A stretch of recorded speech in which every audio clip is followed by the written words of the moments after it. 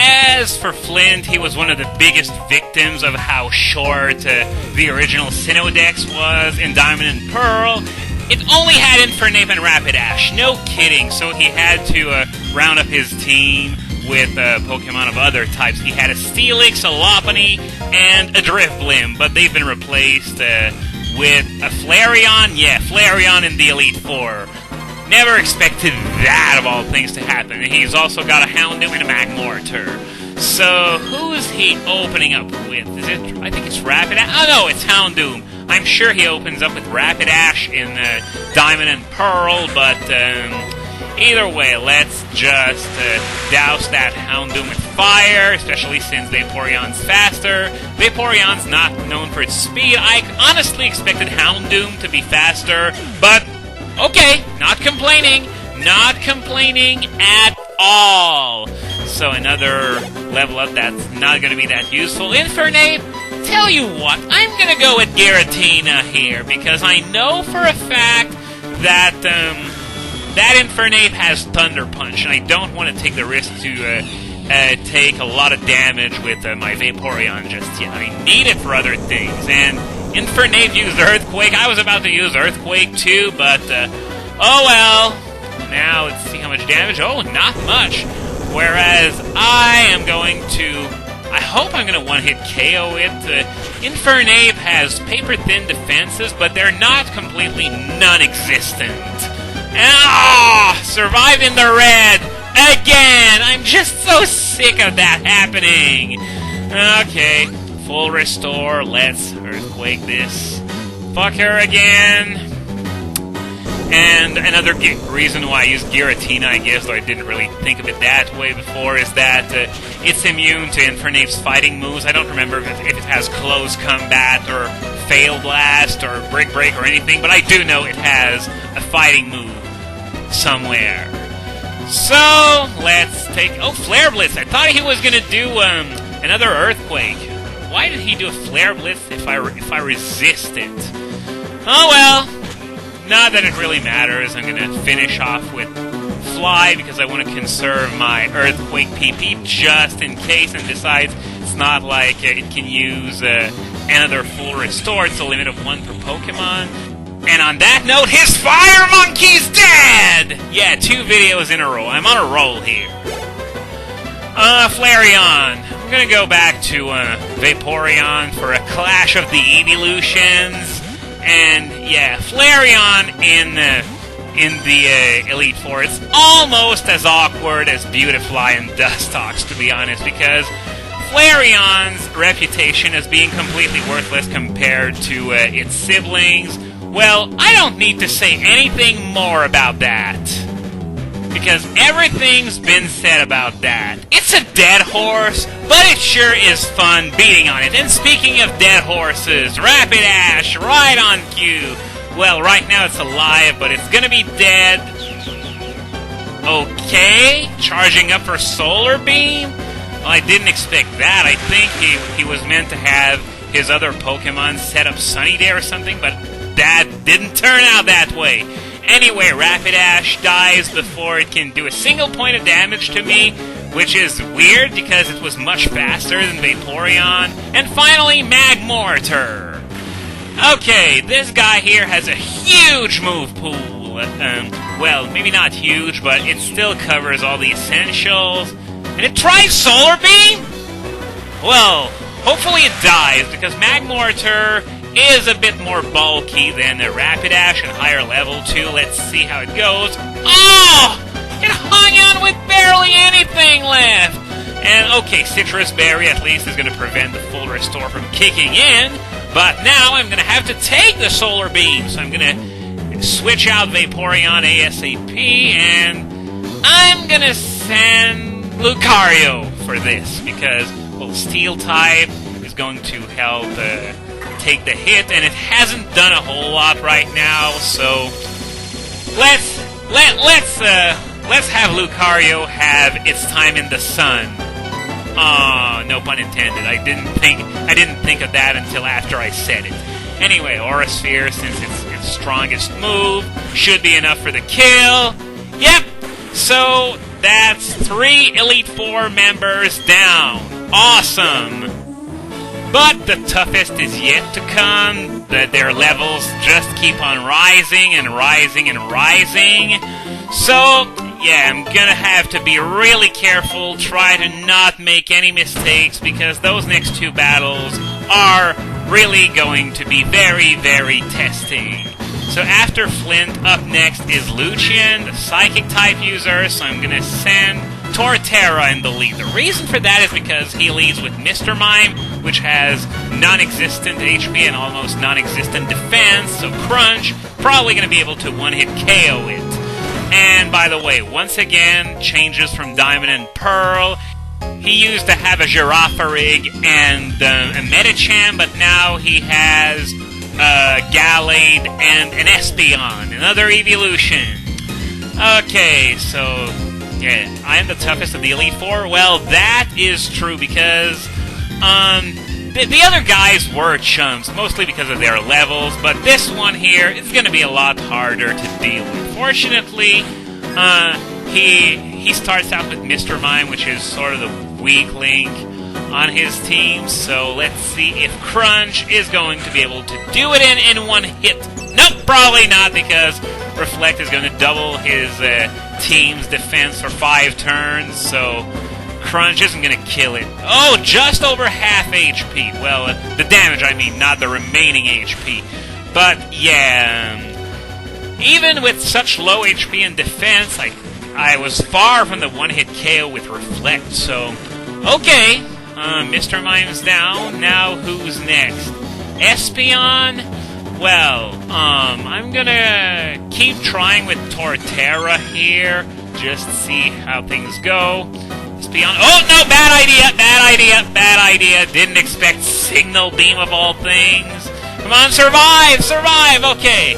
So I'm gonna give it a Crunch, and then I'm gonna switch because one more hit and I'm going to be down for the count. Espeon has amazing special attacks, so even not stabbed, Signal Beam was going to do a whole lot. So, yeah, Giratina, okay, Psychic. It was about to use Psychic on my Torterra. Well, no matter. It's a smart move because it would have died anyway. It's got Shadow Ball? What kind of move doesn't this guy have? It's almost... Oh! 11 HP left. God, this Espeon is so freaking strong. Okay, at least it's probably going to die because Shadow Force is going to hurt a lot. Stab super effective, 120 base power. And okay, Espeon is finally down, but God, it took all my spare change to beat one Espeon. I guess you could say it was a huge mistake to leave Torterra in, but regardless, now it's time for Togekiss to shine because his Bronzong is coming in, and I guarantee it's a Levitate Bronzong. It's not heat-proof. We're about to see one way or the other, because if it's heat-proof, he's definitely going to survive this, but he's probably going to die if it's Levitate. So, what is it? That wasn't what I planned! Does he have Levitate, or does he have heat-proof? I'm pretty sure he's got Levitate, and I'm not about to switch back to Torterra and check, but okay, well, at least I'm gonna kill it. It's just gonna take 2 more flamethrowers than I expected. No thanks to that full restore, but at least it's not gonna land another hit on me. Not that it really mattered anyway, because its Psychic was sort of weak, only 42 damage. So Bronzong's down, which leaves Gallade, and which one was it already? Alakazam, I know. So anyway, Togekiss is probably going to work well against Gallade with Air Slash.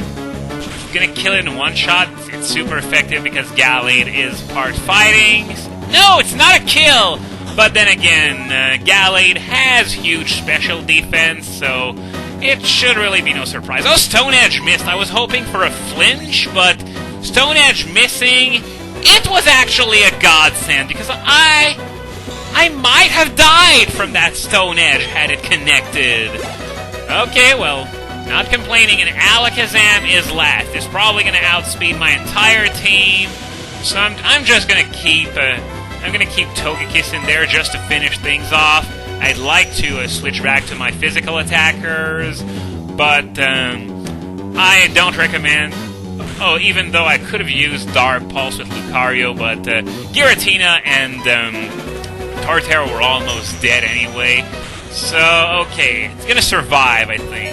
Yeah, with 25 points, but I knew that from his previous Psychic that unless it was a critical, that I was going to survive. But when I said this would get hard fast, I wasn't joking. This guy has just put 3 Pokemon in the red.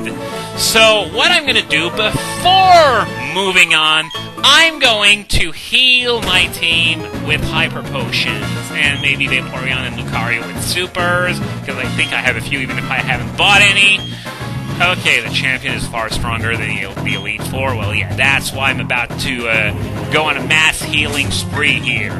So, not something that happens a lot in these LPs, even in previous Elite Fours, but this gauntlet is harder than in the previous games. I can tell you that much. Alright, found the Hyper Potions. Yeah, I went quite a ways down the regular pocket, which wasn't where medicine items were stored. Don't know why I did that.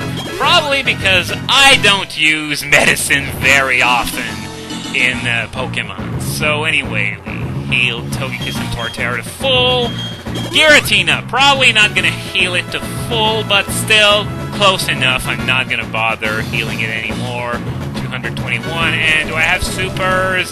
Yep, I got 4, so I'm going to use one on Vaporeon just to be on the safe side, and one on the Lucario as well. So, I'm all ready. Whoever this champion is, he's not going to have an easy time against me. I'm ready to take on all comers, and oh, well, awesome! It looks like we've already won, guys! We've already won!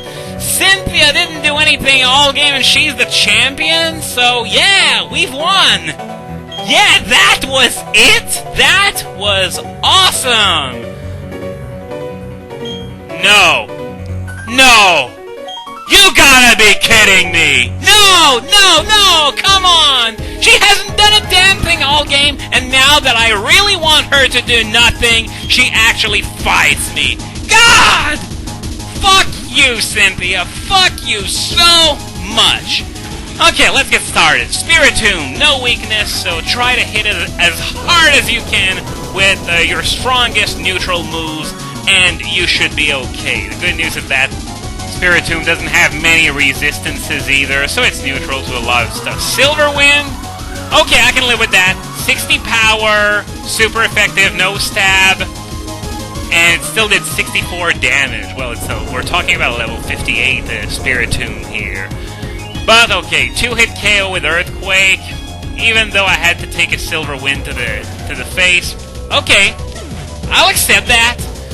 So now who's next? Is it going to be Milotic? No, it's Togekiss, the mean flinch machine.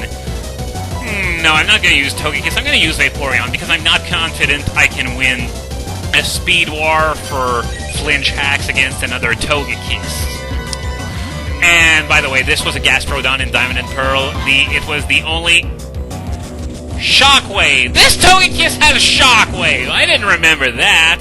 But once again, at least it's a 60 power move that has no stab. That still is doing a freaking lot of damage. 104. Goddamn. But yeah, it's the only change to her roster. And as you can see, this is once again a winning proposition. Oh, I'm gonna have to take another Shockwave to the face, right? Yeah, at least I'm gonna survive this, barring a critical or a really absurd combination of RNG rolls. Okay, 63. It did a whole lot less than the first one, actually, or am I just going crazy? Anyway, Ice Beam is gonna kill that Togekiss. 4 more to go. 4 more Pokemon to go. So who is next now? Roserade. So I'm gonna do it. Go to now. No, this wasn't what I wanted to do. No. Switch, please. Switch to Togekiss. Oh God, I just gave that Roserade a free turn to do whatever it wants with my Togekiss. Sludge Bomb, its strongest move. Oh my God, what a waste. And poison on top of that! Poison hacks! This is ridiculous! Oh.